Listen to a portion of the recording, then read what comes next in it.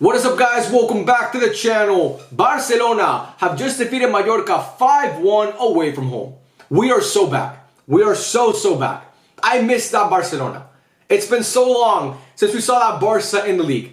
It's been a month since Barca last won a league game, and it's honestly felt like years. But today, they get the win. Back in the win column in La Liga. And not just a win, a convincing win. 5-1. I missed that. Honestly, I missed that. And against a good team, you can't even say that Barca won big because it was against some shitty team. Mallorca are not some bottom feeder in La Liga. They're a really good team, as we saw today, mostly in that first half. A well-coached team that have a good amount of talent. And Barca today, especially in that second half, I'm not gonna, like, the first half was obviously a different story, but in that second half, they dominated. Obviously scored 4 goals in the second half, and it was just beautiful to watch. I'm so happy, and again, against Mallorca, who at home are a good team. So I'm at a loss for words. Honestly, I'm so happy because Barca this season have been really good. I know the past 3 games in the league have not been great, but I still believe Barca have been one of the best teams in Europe this season. But again, our form as of recently in the league hasn't been great. I needed to see that once again. I'm so happy that we got to see that once again. And yeah, man, like I said, the first half wasn't great. I was getting kind of worried in the first half because obviously Barca went into halftime drawing 1-1. And, you know, I think Barca dominated the game, obviously dominated possession in that first half. But the biggest issue was we couldn't finish our chances. We could not finish our chances. And that was honestly pissing me off.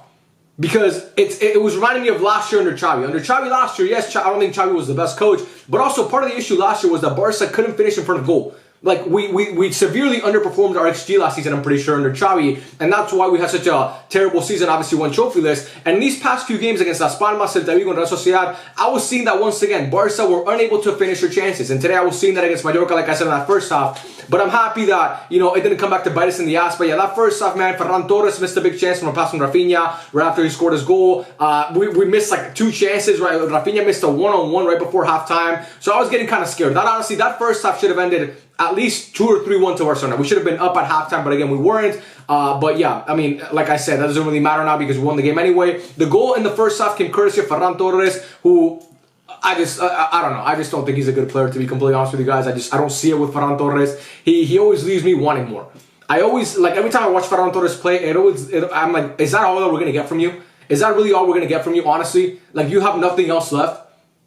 Like, I don't know. It was just, I don't know. But again, he scored a goal, a comical goal. The Mallorca player tries to clear the ball, and then it hits off his own player. I'm pretty sure it hit his dick or something. And then it falls right to Ferran Torres, and somehow it ends up in the back of the net because it went through like 2 Mallorca players. I don't know. It was weird. But Ferran Torres gets a goal. Super happy for him. But again, I just don't. I think the sooner Barca get rid of Ferran Torres, the better. But yeah, that was Barca's goal. And then Mallorca obviously equalized a couple minutes after that. A goal that, you know, to me, like, was it offside? Obviously no, because the player was onside. But I thought the other player participated in the play. So I thought they were going to call it offside, but it really wasn't offside. So again, it was onside. Inigo obviously does, like, he's on the same line or a little bit actually behind the defender, the attacker from Mallorca. And then they get in behind him. Muriqi scores the goal, which, you know, Muriqi, man, he scored against Real Madrid, scored against Barca. And yeah, that's pretty much it. I don't know why I had to say that, but yeah, he scored against Real Madrid and Barca this season, so good for him. But yeah, he scores the equalizer right before halftime, and then, I'm not gonna lie, I was going into halftime kind of nervous because I was like, oh my god, I've seen this before. Like, we play well, we're kind of dominating the game in a way, but we can't finish our chances, and the team comes back and beats us or ties in the second half. As we saw, obviously, against Celta Vigo and Las Palmas. Sorry, I had the burp. And Real Sociedad in the 3 previous league games. But this time around, it was different. Barca came out in the second half and they looked like a much better team. And obviously the second goal of the game comes courtesy of Raphinha off a penalty that Lamine Yamal wins. But that whole play to me is thanks to Dani Olmo, because that turn that he makes and that passing behind to Lamine Yamal is a thing of beauty.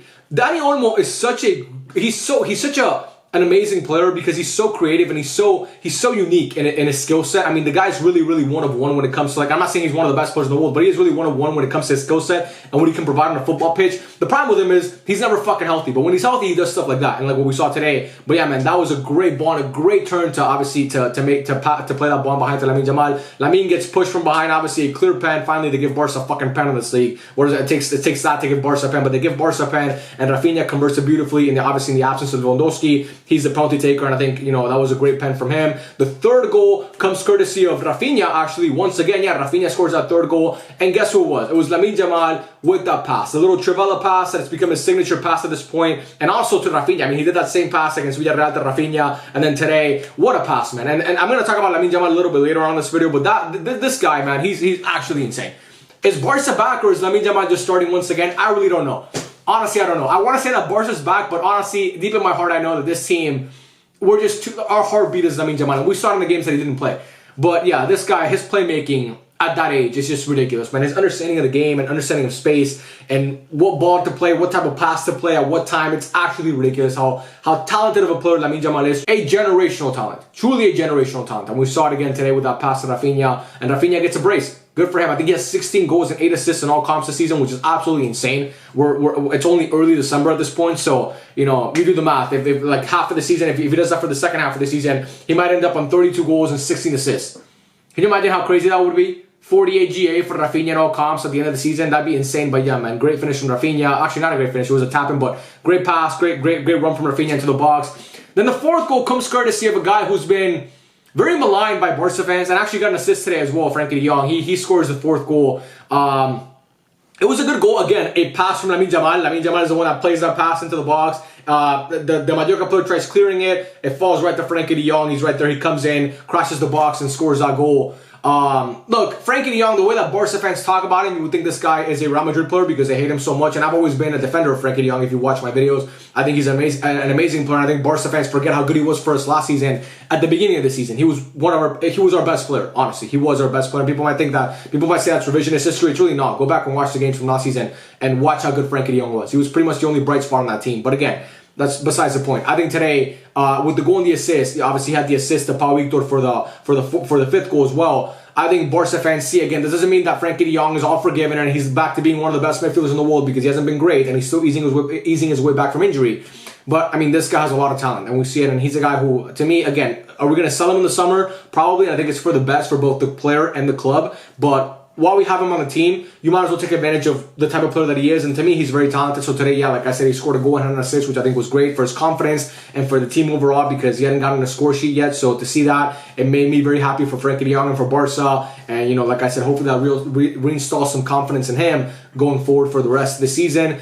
But yeah, man, like I said I was going to talk about Lamine Yamal, and we got to talk about Lamine Yamal because this guy's insane, bro. This guy's insane. And look, I'm not going to sugarcoat it. Barca looked like a different team with that guy on the pitch. I'm not going to sit here and say that Barca, you know, we're just as good without Lamine Yamal because we're not. And we saw it. The sample size is there. The previous 3 games, he wasn't on the team and we didn't look nearly as good. That's just a fact of the matter. I really don't know what to say. I wish I could say that's not the truth, but it is the truth. And I got to be honest. But luckily for Barca, they have Lamine Yamal. You know what I mean? Like, will those 2017 Real Madrid teams be as good without Ronaldo? Probably not. And I'm not saying Lamine Yamal is Ronaldo, but again, you can say that about any team. You know, if you take Mohamed Salah out of Liverpool right now, are they as good? If you take Messi out of 2011 Barcelona, are they as good? Again, don't be fucking dense if you're watching this and think, oh, he's comparing Lamine Yamal to Messi and Mohamed Salah. I'm not doing that. Okay? And for you to try and spin that is honestly shameful on your part. Really disappointed in you. Really, really disappointed in you. Diego, I don't know if there's a Diego watching this, but if there is, just know I'm disappointed in you. But yeah, besides the point, I go on these stupid tangents sometimes. I sound like an idiot. But yeah, man, like I said, I think that Lamine Yamal is just, he's a special talent, and like I said, I think that if you take a great player out of any team, they're going to struggle. Now, do they struggle as much as Barca did over the past 3 games without Lamine Yamal? Probably not, but we also saw them beat Brest without Lamine Yamal, so I'm not going to sit here and say that Barca is some shitty team without Lamine. That's just, again, we need him. He's important. He's one of the best, he's probably the best playmaking winger, not even probably, he's the best playmaking winger in the world right now. Argue with your mom if you want. If you want to clip this and put it on Twitter and all the tacticos can come yell at me and shit, go ahead. I'm happy. I'll be happy to deal with the criticism that comes my way from that take because I really believe with every fiber in my being, that's the same thing as I'm not being hyperbolic. I say that so much, but I really do believe that Lamine Yamal is the best playmaking winger in the world, and we see it every single week. I mean, this guy, like I said, his bag when it comes to passing is insane. Again, his finishing needs working. He had a chance right before the end of the game where, I don't know, he took an extra touch or something. He could have easily finished. But, again, the chance with the shit. But playmaking, he's one of one. So, yeah, man, I'm happy. Lewandowski didn't play today, but Barca obviously didn't seem to need him because they scored 4 goals in the second half. I thought Raphinha continues to be amazing. I think Pedri had a really, really good game. I think Casado was decent as well. I think the back line, Koundé played much better today with Lamine Yamal. He misses his buddy, bro. I think Iñaki Peña made a couple big saves, especially in that first half. And yeah, I'm just happy, bro. I'm happy that Barca are back to being in the winning column in the league. Honestly, it feels so good, man. I was so used to watching this team be so good this season, and then we went on like this period, and then now we're back up. So it's like a roller coaster, man. Barca is just like a roller coaster. Sports in general, man. When you support a team, it's like a toxic relationship. It's like the good and the bad. You got to deal with it. It's the up and downs, but it's amazing, bro. It's honestly, I wouldn't trade it for the world. I love it. And yeah, I'm happy that Barca's back. We'll see what happens against Betis on Saturday. That's going to be a really, really big game. And then we have Dortmund, obviously, after that, a week from tomorrow, in 8 days, and the UCL. So that's obviously going to be a huge game in their stadium.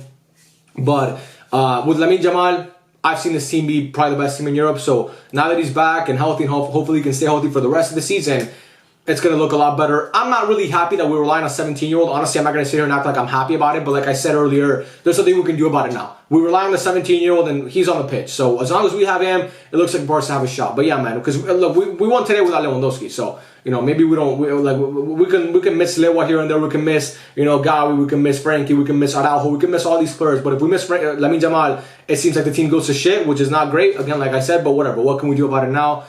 And yeah, man, I love every single one of you. Let me know your thoughts in the comments section down below of the game. And yeah, I'll catch you guys in the next one.